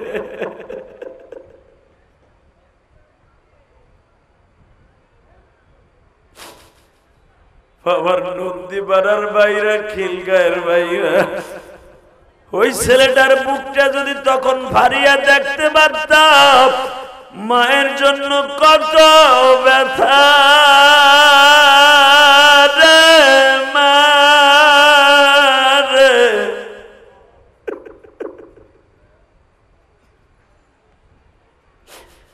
ছেলেটা আমারে বারবার বলে, হুজুর আমি আপনার ভক্ত, আমার মাও আপনার ভক্ত। হুজুর আমার আব্বা মারা গেছে করোনার ভিতরে, আমার মা আজকে হারায় ফেললাম। আমি বললাম মায়ের ঋণ শোধ করতে পারবা না, পৃথিবী লেখা দিলাও, তবে একটা কথা তোমারে বলে দিয়ে যাই, মায়ের জন্য এইভাবে চিল্লা পাল্লা কান্নাকাটি না করে বেশি বেশি করে দান করো। আল্লাহু আকবার জোরে বলতে পারলেন না? এ বাবা, ইলিয়াসুর রহমান জিহাদি 12 বছর বয়সে মা হারাইছে। আমার মা আমাকে ইন্তেকালের সময় বলে গেছিল, ইলিয়াস রে তুই পারলে কোনোদিন টাকার মালিক হইলে একটা মসজিদ বানাইস। যেই হুজুর আমার অ্যাডভান্স করতে গেছিল আমার বাড়িতে, মসজিদটা দেখে আসছে, 4 কোটি টাকা খরচ করে একটা মসজিদ বানাইছে। এই যে আজকে 3 তলার কাজ চলতেছে, 6 টন রড কিনে দিয়ে ওয়াজে আইছে, আলহামদুলিল্লাহ বলেন। 3 তলার রড সোজা করতেছে 3 তলার ছাদ দেওয়ার জন্য। 7 কোটি টাকা লাগবে আমার মসজিদে, 7 কোটি। আমি কোন ধনীর টাকা দিয়ে মসজিদ বানাই নাই, আমি গরিবের টাকা দিয়ে মসজিদ বানাইছি। আপনাদের মতো একটা রিক্সা চালকের 100 টাকা দিয়ে আমি মসজিদ বানাইছি, আলহামদুলিল্লাহ বলেন। আমার রক্ত ঝরানো পয়সা, রক্ত ঝরানো পয়সা, ঘাম ঝরানো পয়সা দিয়ে মসজিদ বানাইছি। যুবক ভাই তোর পাও দুটো ধরে বলে দিয়ে যাই, আমার মা ওই গোপালগঞ্জের জমিনে ঘুমিয়ে আছে, মুর্শিদপুরের জমিনে। কত বছর যে মা কইয়া ডাকি না মনেও নাই। 12 বছরে পোলা ছিলাম আমি, মা কি জিনিস ওই সময় কি আর বুঝতাম রে। তবে একটা জিনিস এখন বুঝি, যদি আমার মা আজকে বাইসে থাকতো, মনে হয় আমার চাইতে সুখী বাংলাদেশের কোনো বক্তা থাকতো না। আমার সব আছে, গাড়ি আছে, বাড়ি আছে, সব আছে, আমার মা নাই। এই কলিজার টুকরারা, আমার আলেম ভাইরা, আপনারা অনেকে ইমামতি করেন, অনেকে মসজিদে খেদমত করেন। আপনার সাথে দামি কি আছে যার মা বাইসে আছে? আর যার মা নাই ওর মতো হতভাগা কেউ নাই। এটা শুধু আমি বলি নাই, শুধু 2টা মিনিট আমার দিক তাকায় থাকবেন। 2টা মিনিট। ইউসুফ নবীর বয়স ছিল তখন 13 বছর। কত? জোরে কোন কত? ইউসুফ নবীর বাইরে তারা কুয়ায় ফেলাই দিল। 3 দিন পরে কুয়ার থেকে সওদাগররা, কারণ মিশর থেকে তারা কানান হইয়া সিরিয়ায় যাইতেছিল, মক্কা মদিনায় আসবে, সিরিয়ায় আসবে সফর করতে। সফর শেষ করে সিরিয়ার উপর দিয়া, মিশরের উপর দিয়া, ইরাকের উপর দিয়া তারা মিশরে যাবে। আল্লাহু আকবার জোরে বলতে পারে না? তো কানানের ক্যানাল বর্ডার পাস করতে হয়।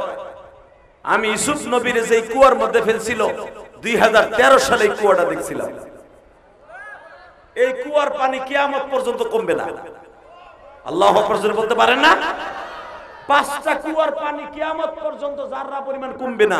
তার ভিতরে 1 নম্বরে জমজম, 2 নম্বরে আইয়ুব আলাইহিস সালামের কুয়া, যেই কুয়াটা আইয়ুব আলাইহিস সালামের পায়ের আঘাতে হয়েছিল। উরকুদ বিরিজলিক হাদা মুগতাসালুম বারিদু ওয়া শারাব। আল্লাহু আকবার জোরে বলতে পারলেন না? এই কুয়ার পানি আইয়ুব আলাইহিস সালামের পায়ের আঘাতে হয়েছিল, এই কুয়ার পানি জীবনে কমবে না। যেটা ফিলিস্তিনে এখন এই বেজরমা ইসরায়েলরা দখল করতে চায়।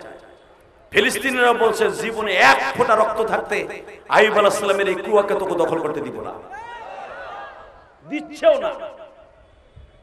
এই গাজায় সময় কম, শুধু আমার দিক তাকায় থাকবেন, কোন দিকে ঘাটটা ঘুরাবেন না। ইন দি মিন টাইমে আল্লাহ আইয়ুব আলাইহিস সালাম, ইয়াকুব আলাইহিস সালামের সন্তান ইউসুফ আলাইহিস সালাম 3 দিন পরে সওদাগররা ইউসুফরে উঠাইছে বালতি দিয়ে টাইনা, চামড়ার বালতি দিয়ে টাইনা উঠাইয়া হের বাইরা দৌড়ে কয় এটা আমাকে চোরা গোলাম, চুরি করে এখানে বাকছে,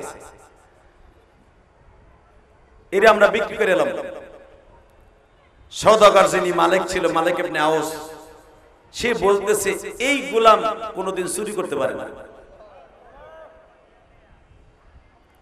যারা আস্তে আল্লাহু আকবার বলবেন, মরার আগে বোবা হইয়া মরবেন। ওই যে আইতাছে ইলেকশন, ধানের শীষ আর দাড়িপালার হুজুর গো 32 দলের মার্কা, আর নৌকাও খারাইবো দেখেন। কথা কন না কেন? আপনি ভাবতেছেন নৌকারে বাদ দিয়ে ইলেকশন করবে? সময় মতো দেখবেন খারাই গেছে গাড়িটা। কথা কন না কেন? বাংলাদেশ জোয়ার ভাটার দেশ, কখন কি হয়ে যাবে কিচ্ছু বুঝবেন না। তবে বাংলাদেশে একটা জিনিস হয়েছে, ফ্যাসিস্ট সরকারের একটা জিনিস হয়েছে, যদি কেউ আকাম কুকাম করে, আলেম ওলামার বিরুদ্ধে কথা কয়, আলেমদের জেলখানায় ঢুকায়, ওগো পিডাইয়া কেমনে মস্ত ছাড়া করতে হয় এটা মুসলমান বুঝে হালাইছে, ছাত্র সমাজ বুঝে হালাইছে, জনগণ বুঝে হালাইছে। যেটাই আকাম করবে দর সালারে। কথা কন না কেন? কষ্ট হইতেছে? 2 মিনিট কথা বলবো। এই মুসলমানের পোলা জন ইয়াকুব আলাইহিস সালামের ছেলেরা তার বেইছে ফেললো মাত্র 20 টাকায়। কয় টাকায়? জোরে কম। কয় টাকা? পৃথিবীর শ্রেষ্ঠ সুন্দর আমার নবীর পরে ইউসুফ আলাইহিস সালাম তার 20 টাকায় বেচে। মালিক কয় এই গোলামের দাম 20 টাকা হইতে পারে না, নিম্নে আছে 5000 টাকা। ওই জামানার 5000 টাকা মানে এই জামানার 500 কোটি টাকা। আজ থেকে 5,500 বছর আগে। তো মালিক বলতেছে এটা তো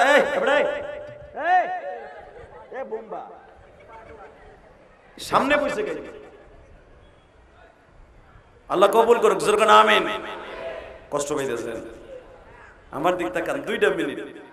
যখন 20 টাকায় বেচে লাইছে, বেচার পরে তারা শর্ত লাগাইছে ইউসুফরে বস্তায় ঢুকাবেন তো মিশরে যাওয়ার আগে, বর্ডার পাস হওয়ার আগে ইউসুফরে আপনি বস্তাতে বাইর করতে পারবেন না। 1 2 নম্বরে ইউসুফরে যে বেচলাম কারো কাছে বলতে পারবেন না। 2 3 ইউসুফরে কোনদিন জিজ্ঞেস করতে পারবেন না ওর বাড়ি কই। 4 এর নাম কিন্তু ইউসুফ, মনে রাখবেন কিন্তু গোলাম, ও কিন্তু সাধারণ পরিবারের ছেলে না। মালিক বলে দেখেন চেহারা দেখে বুঝে লাইছি এটা সাধারণ পরিবারের ছেলে না। ওর গায়ে যে জামাটা আছে এই জামাটা আমার মনে হয় মিশর কানান সব বেচলে ওই জামার গায়ে হবে না, কারণ ওই জামাটা দিছিল জান্নাত থেকে আমার আল্লাহ। আরো জোরে ঠিক আছে, এর আমি নিয়ে গেলাম বস্তার মধ্যে ঢুকাবো। মিশরের আগে বস্তাতে বাইর করবো না, শর্ত একটা, 20 টাকা দিয়ে নিলাম, এর আর একটা মাইর আপনারা দিবেন না, ও চোর হইতে পারে না। আল্লাহু আকবার বলেন। আমি এখন 20 টাকাতে কিনছি, এখন আমাদের গোলাম, আপনারা আর একবারও গায়ে হাত দিবেন না। তখন ইউসুফের বড় ভাই রবিন ইউসুফরে মারতেছিল, এখন চোখের পানি ফেলবেন মাত্র 2 মিনিট। ইউসুফ আলাইহিস সালামের ভাইদের মতো নিষ্ঠুর পৃথিবীতে কোনো মানুষ আল্লাহ জন্ম দেয় নাই। তাকানের দিকে এ মুসলমান ভাইরা, ইন দি মিন টাইমে আল্লাহর পয়গম্বর ইউসুফকে যখন বস্তার মধ্যে বইরে নিয়ে যায়, ইউসুফ আলাইহিস সালাম বস্তার মধ্যে ভরা অবস্থায় বস্তার মধ্যে বইয়ে বলছিল, ভাইরে আমি তো আর কোনোদিন কেনানে আসবো না, আমার একটু টাইম দিবেন। কয় কে? ওই যে একটা টিলা পাহাড়ের উপরে, ওইখানে আমার জনম দুঃখিনী মা শুয়ে রয়েছে। জোরে জোরে জোরে জোরে। আপনি যে আমারে কিনছেন 20 টাকা দিয়া, আপনার কি বিশ্বাস হয় যে আমি চোরা গোলাম, চুরি করে পালাইছি? না, তুই চুরি করস নাই। আপনার কি বিশ্বাস হয় যে আমি একটা গরিব পরিবারের ছেলে? না। আপনার কি বিশ্বাস হয় যে আপনি আমার বস্তাতে বাইর করে আমার মায়ের কবরটা জিয়ারত করতে দিলে আমি বাইকে যামুগা? না। এইখানে কোনারা যে বাচ্চাগুলো কথা কয় তোমরা দেখো না? হ্যাঁ, বাজান এবার আমার দিকে তাকান, চোখের পানি ফেলায় আমার মাওলারে দেখায় দেন। যখনই বলছে আমারে কি মনে হয় আমি বাইকে যামুগা, কয় না, তাহলে আমারে মাত্র 10টা মিনিট টাইম দেন, আমি তো আর মরার আগ পর্যন্ত কেনানে আসবো না। যদি আপনি আমারে 10টা মিনিট টাইম দেন, আমি আমার মায়ের কবরের কাছে দাঁড়ায় দোয়া করবো। বাজান রে মালিক বলে আমার 20 টাকা গোল্লায় যায় জাগা, তুই যদি বাইকে যাস তাও আমার দুঃখ নাই রে বাবা ইউসুফ, কারণ তোর চেহারার মধ্যে আর তার পোশাকের মধ্যে বোঝা যাইতেছে তোর চাইতে দামি মানুষ আর আল্লাহর জমিনে নাই। বাবা তোরে অন্ধকার তাবুর মধ্যে ঢুকাইছি, কোনো বাতি লাগে না, তোরে রাস্তার মধ্যে বসাইলে কোনো আলো লাগে না, তোর গায়ের আলোতে যদি এত আলো হয় এই মানুষটা কোনোদিন চোরা হইতে পারে না। ও আমার নন্দী পাড়ার বাইরা, খিলগায়ের বাইরা, চোখের পানি ফেলাইয়া দেখো মাওলারে কবুল করাইতে পারো কিনা। আল্লাহর পয়গম্বর ইউসুফ মায়ের কবরের কাছে দাঁড়াইলেন। সূরা ইউসুফের তাফসীরে দেখবেন মুফতি শফি রহমাতুল্লাহ লেখেন, আল্লাহর পয়গম্বর ইউসুফ মার কবরের কাছে দাঁড়ায় কান্দের বলে, মা গো মা, তোমার ইউসুফ কেনান ছাইরা যাইতেছে গো মা। মা আমি আমার ভাইদের সাথে ওয়াদা দিছি মরার আগ পর্যন্ত আর কেনানে আসবো না, কারণ আসলে যদি আব্বা চাই না ফেলে যে আমারে গোলাম কইয়া বিক্রি করছে, আসলে বাগে খায় নাই। মা আমি এই জন্য জীবনে মরার আগ পর্যন্ত কেনানে আসবো না। বাবা দেখবেন ইউসুফ আলাইহিস সালাম মিশরে তার বাবারে নিছে, কিন্তু সে নিজে কেনানে আসে নাই। মারহাবা বললেন না? এখন দিনটা নরম দেখতে চাই, কলিজা এ কলিজার নন্দীপাড়ার বাইরে তাকা। ইউসুফ আলাইহিস সালাম মার কবর কাছে দাঁড়ায় হাত তুলে বলে, মা আমি যাই, মা ও মা আমি যাই, তুমি আবার মাফ করে দিও মা। আল্লাহর পয়গম্বর রাও যদি মায়ের পাগল থাকে, কোন যুবক যদি কোন বাদদারি বাঁকা বাজান যদি মা বাবার পাগল থাকে, ওই মানুষটা সে আল্লাহরও পাগল থাকবে। আল্লাহর পাগল হয়ে কবরে যাওয়ার নিয়ত আছে না নাই? হাত দুটো উঠে আল্লাহর জোরে একটা ডাক দাও তো, ডাক দাও জোরে একটা আল্লাহ বলে ডাক দাও। 7ই নভেম্বর আজকে প্রথম মাহফিল মাগরিবের পরে এই ঢাকা খিলগাঁও রন্দিপাড়ার ভাইরা 7ই নভেম্বর জুমার দিনে আল্লাহকে জোরে একটা ডাক দাও মাগরিবের নামাজের পরে। আল্লাহ চাইয়া দেখো ছোট্ট ছোট্ট বাচ্চারা তোমারে ডাকে। 7ই নভেম্বর আলেম ওলামা তোমারে ডাকে। 1 ঘন্টা আলোচনা করার পরে তোমার একটা পাগল ময়দান ছেড়ে যায় নাই। আমি জানি নাই মাগরিবের পরে খিলগায় নন্দীপাড়া মুহাম্মাদিয়া হাফিজ ইতিমখানা মাদ্রাসার মাহফিলে মাগরিবের নামাজের পরে আল্লাহ এদের মধ্যে কার জানো মা নাই গো মা, কার জানো বাবা নাই। আল্লাহ আমি অনেকের চোখে পানি দেখছি। এই মাগরিবের নামাজের পরে 7ই নভেম্বর এই নন্দীপাড়া খিলগায়ের জমিনে সকলের বাবা মাকে মাফ করে দাও, জোরে কোন আমিন। বাবা আমি আমার মসজিদের 3 তলার কাজ ধরছি আজকের থেকে, আমার 4 কোটি টাকা চলে গেছে আমার মায়ের একটা ওসিয়ত পালন করতে যাই। আপনি কি পারবেন না আপনার মায়ের ওসিয়তটা পালন করতে পারবেন? যদি কেন হুজুর আমার মা তো ওসিয়ত কইরাই যায় না। পৃথিবীর সবচেয়ে বড় ওসিয়ত হলো মা ইন্তেকালের সময় আল্লাহরে বলে গেছে জিবরাইলের সাথে আজরাইলের সাথে, আমার ছেলে যেন ভালো রাস্তায় থাকে, আমার ছেলে যেন 5 ওয়াক্ত নামাজ পড়ে, আমার ছেলেরা যেন আল্লাহর রাস্তায় বেশি বেশি দান করে। ভাইরান আমি শুনতে পাইলাম এই মুহাম্মাদিয়া মাদ্রাসাটা এক শুরু করে ছেলে বোর্ডিং এ খায়। বাবা বছরে 250 থেকে 300 বস্তা চাউল লাগে। ও বাবা বর্তমান সরকারের আমলে চামড়ার যে দাম, আপনারা কইছেন না কোরবানিতে চামড়া দিছি, তাই এখন টাকা দিমু কা 150 টাকা করে 1 লাখ টাকার চামড়া হচ্ছে।